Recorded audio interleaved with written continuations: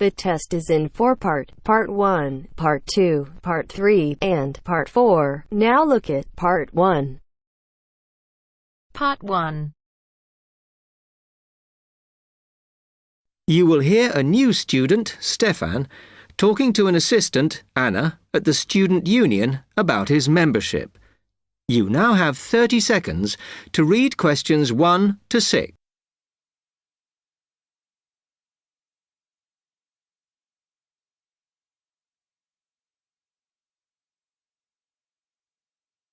Hi, can I help you? Yeah, I hope so. This is the first time I've been down to the union. I'm a new international student, and I just wondered what to do. Oh, right. Well, normally we ask international students to fill out this form, and we put your details on the wall by reception. Then other students can contact you. It's a way for everybody to get to know each other. It can be a bit lonely otherwise. Oh, I see. What's your name? I'm Anna, by the way. It's Stefan Unger. OK, well, just write that there, next to name, and then fill in the rest. Right. What does it mean, degree program? Oh, just if you are an undergraduate or a postgraduate. Or maybe you're just here for a short course? I'm a postgraduate. Do I need to say what in? Not really. It's too much detail. But you should put your department, so people who have the same interests or problems as you can get in touch. So I'm studying marine construction, so for department, do I put down the science faculty then? Just your actual department. That must be engineering, no? Oh, I see, yes. Then if you list what you like doing in your free time, not that we ever get any when we're studying, and maybe you can meet up with someone socially, or to join a club or something. Well, I like lots of things. Shall I just list them? My advice is to just put 1 or 2, like football and films or whatever. Otherwise, you'll get so many invitations, you won't get any time to work. OK. I think I'll just list computer games, as that's my big interest. Oh. I haven't played football for ages. I may start to play once I get settled. Now, let's see. Next thing is languages. Yes, we find many of the international students get a bit tired of speaking English all the time. Sometimes they like to speak to someone in their own language. It's up to you. That is a good idea. I presume I don't need to put English down. Oh, no. I put Italian and French. I can only speak German, my mother tongue. OK, well, that's fine. Just put that. What does accommodation mean? Is that my address? We're trying to find similarities between people, and some people live in hall, some are in flats, some are in bedsits. So it helps if you say. I'm in hall, though I'd like to be in a flat, but that won't happen till the end of the first term. Put where you are now. You can always change it later. Then finally, just put your phone number. I haven't really got one. I haven't sorted out a mobile yet. Well, it's going to be difficult for people to contact you then, isn't it? Why don't you put the union one and we'll take messages for you? OK. It's 02950 659 003. Have you got that? Yes. OK then. You now have 30 seconds to read questions 7 to 10.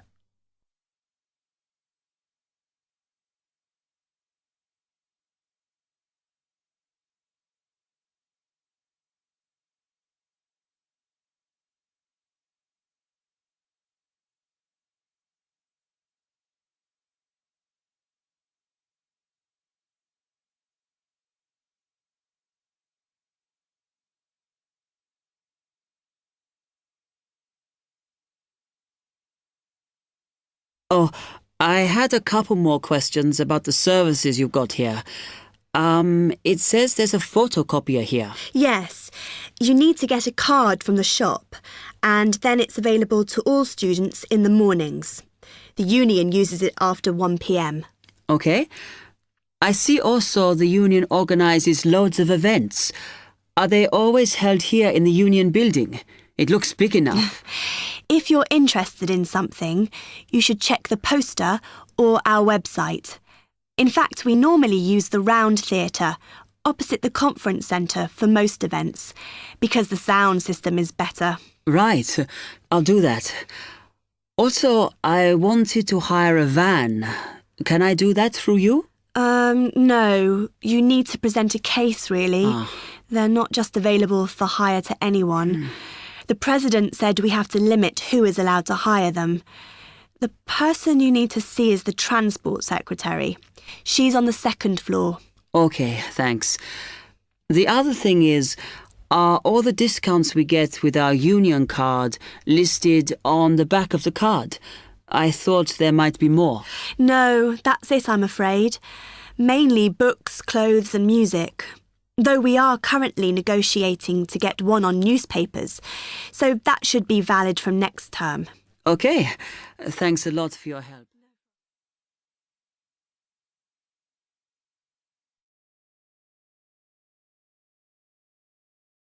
That is the end of part 1. You now have half a minute to check your answers.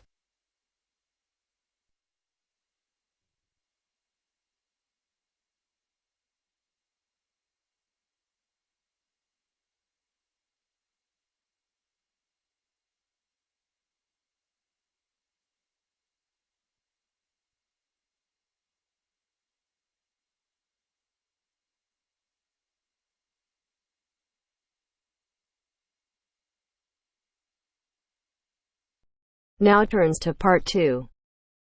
Part 2. You will hear a talk on local radio about a short film festival in the town of Adborn. Now you have some time to look at questions 11 to 16.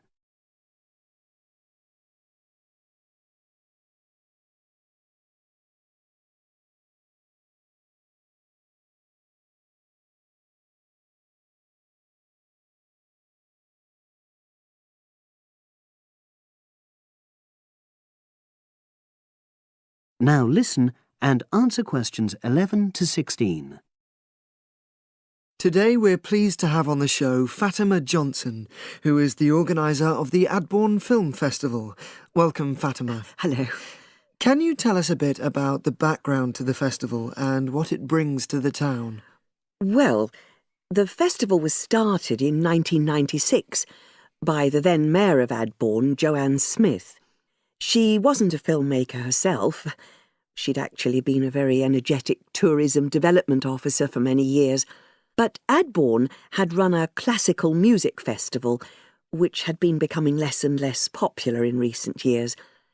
Joanne was looking around for something to replace it and to use funds allocated to it to promote something which local people can enjoy. Great. So tell us about the festival nowadays. Well, it's held in the last 2 weeks of August every year, and short films from all over the world are shown in 3 places, in the theatre and our 2 cinemas. Several films are shown in one performance, and the whole thing lasts about 90 minutes. Tickets are very reasonably priced. Under 12s used to get in for 50p, but now we charge just £1, which is still very good value. £1.50 for students and £2.50 for everyone else. Performances are advertised all round town and also on our website, www.adbornfest.com. If you're interested in attending any performance, you can buy tickets online, of course. And you can also get them in the library, which is right next to the main shopping area. I'm afraid this year tickets are no longer available from either of the 2 cinemas because of restricted opening times. I understand you also run a film competition? Yes, for under 18s. We have a different theme every year.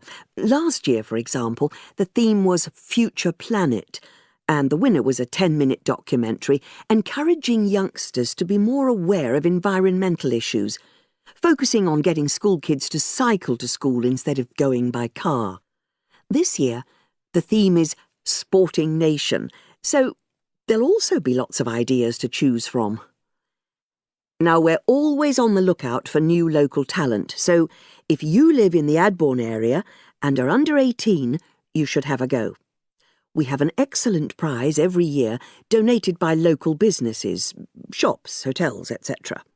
This year, you can win a high-spec movie camera worth over £800.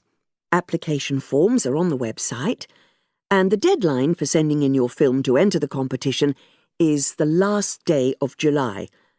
It's May now, so you'll have the whole of June to be working on it.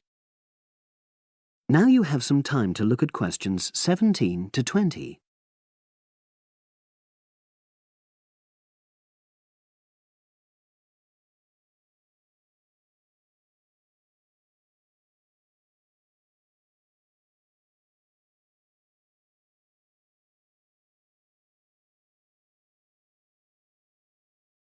Now listen and answer questions 17 to 20. And what are the judges looking for? Well, although we choose very topical issues like the environment, we're not looking for propaganda, trying to get people to do something. Instead, we're looking for a new angle, a fresh way of looking at a theme. And of course, because it's a short film festival, it's not really about a fully worked story with well-rounded characters. It's more about good photography, conveying things visually. And who judges the films? A panel of 3 people who know a lot about film. We've used the same judges for many years, and we're very happy with their expertise. One thing we probably will change next year, though, is we want to add another class and another prize for older filmmakers. We'll keep it at a maximum of 10 minutes, though. The length works well for our festival. We also want to use different venues for the film shows, such as community centres and at least one school. It might make performances more accessible to a wider audience. We did explore the possibility of having late-night showings, but that's unlikely to happen in the coming year. So, as I say, if anyone's interested in submitting a film for our competition, go onto our website and you'll be able to access everything.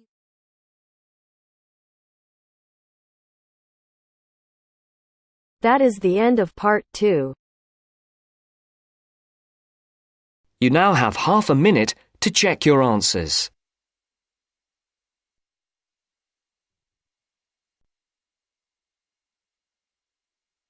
Now turns to part 3. Part 3. Maria is a student at university. She has handed the first draft of an essay to her tutor. The tutor has read it, and now they are discussing ways the essay can be improved. First, you have some time to look at questions 21 to 25.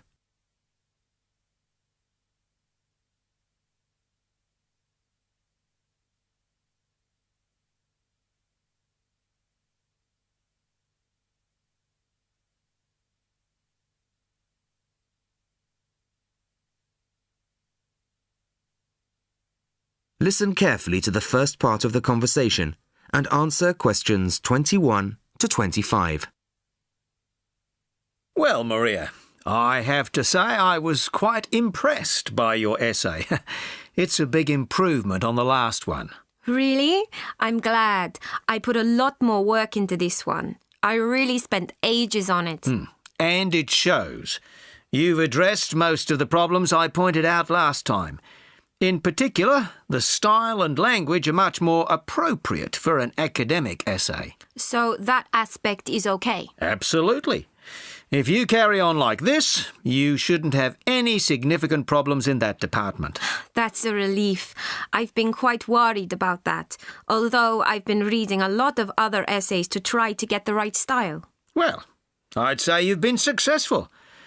There are just one or two minor things you could look at. Your punctuation's quite basic. It's really just full stops and commas. And parentheses. Brackets? Yes, brackets if you prefer. In academic writing, these are best used only occasionally, if at all. You use them rather too often. OK, I see. And I'm sorry to mention it, but your spelling. I know. But I'm working on a foreign computer. The spell checker doesn't work for English. Are you sure? Have you tried changing the setting to English? No, I haven't. Well, I should see if that's possible.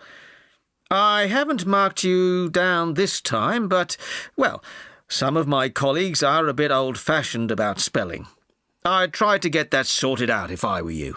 OK, I understand. I'll try to change the setting. Before you hear the rest of the conversation, you have some time to look at questions 26 to 30.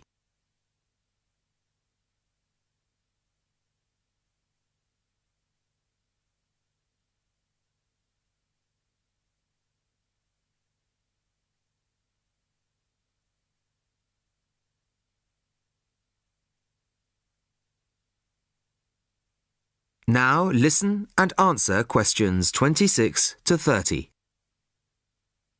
The only major problem I have with the content of your essay is the introduction. The introduction should, well, introduce the theme of the essay. You've put some of the most important points there. For example, this bit. The statistics about the growth of railways in the 1850s. That really should go in the main body of the essay. And so should this paragraph about changes in patterns of employment. In general, I'd say your introductory section should be no more than half as long as it is at the moment.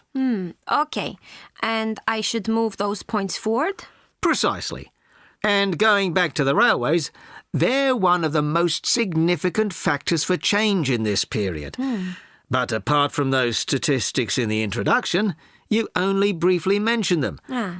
I'd like to see a lot more on that, and the influence the expansion of the railways had on patterns of social and economic behaviour. You mean how with the railways people could travel to find work and could meet people from other areas? Exactly. Then in the midsection, well, it's not a big thing, but this quotation from the Times. You think it's too long?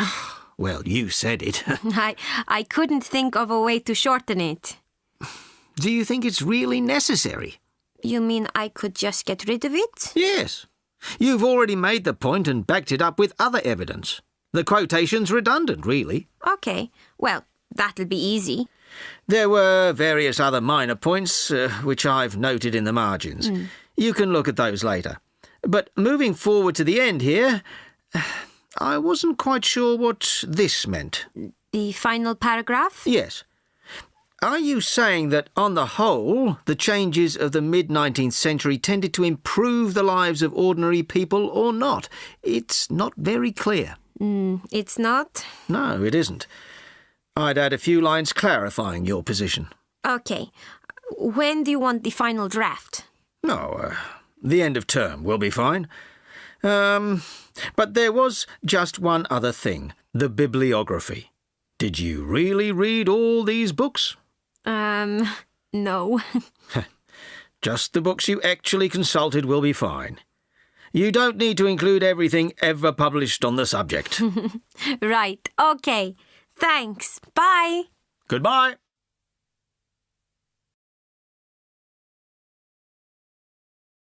That is the end of part 3. You now have half a minute to check your answers.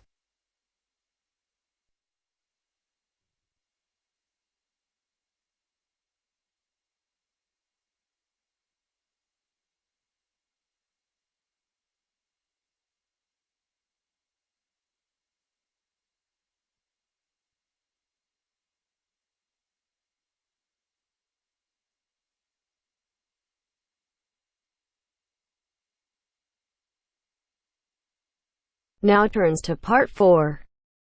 Part 4.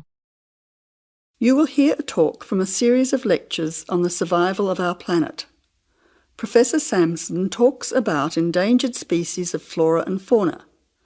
First, you'll have half a minute to look at questions 31 to 40.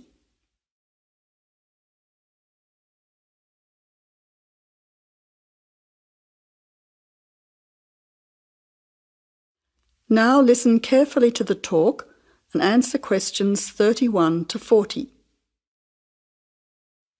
Good afternoon, ladies and gentlemen. Today's topic in this series of lectures on our planet is about ensuring the survival of our very important plant and animal species. In this lecture, I want to discuss one way that we can do this. No one will ever see a huge dinosaur thundering through the forest. No one will ever see a paradise parrot flash its rainbow colours across the sky. The fact is that many animals and plants have been wiped out. Sadly, they are extinct. It is too late for them. Extinction is forever. We can't do anything about the species that have already disappeared. But today, there are many animals and plants that could still become extinct in the future if we do not act now. They are endangered. The African elephant and rhinoceros have become endangered because of the value of their tusks. Australian parrots and reptiles are smuggled onto planes because certain people in other countries are prepared to pay thousands of dollars for them. And there are many other species around the world that are endangered because they no longer have a place in which to live and reproduce safely. The main cause of extinction is the destruction of habitats. A habitat contains all that a living thing needs to survive: space, light, water, food, shelter, and opportunities for reproduction. The population of the world is growing rapidly, and this is placing great demands on land and resources for housing and for growing food. When vegetation is cleared and swamps are drained for agriculture, mining and suburbs, or when rivers are dammed to store water, plants are destroyed and animal life is threatened. In other words, humans are changing and destroying the habitats of animals and plants, which is in turn reducing their chances of survival.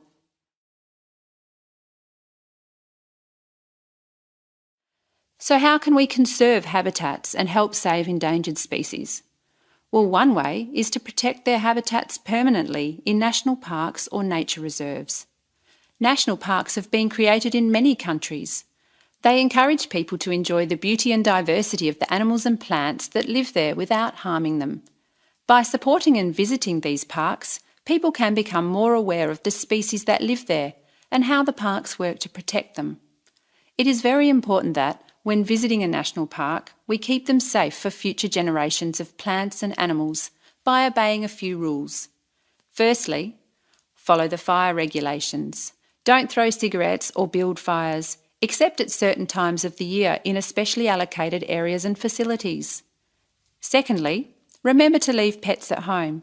Pets, such as cats or dogs, can hunt birds or other small animals.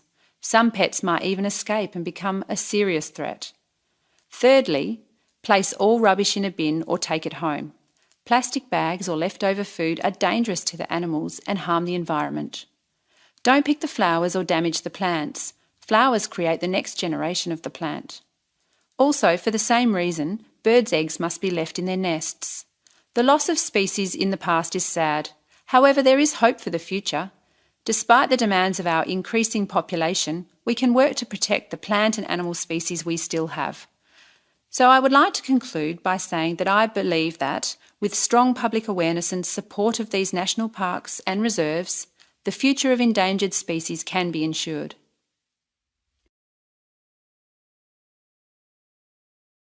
That is the end of Part 4. You now have half a minute to check your answers.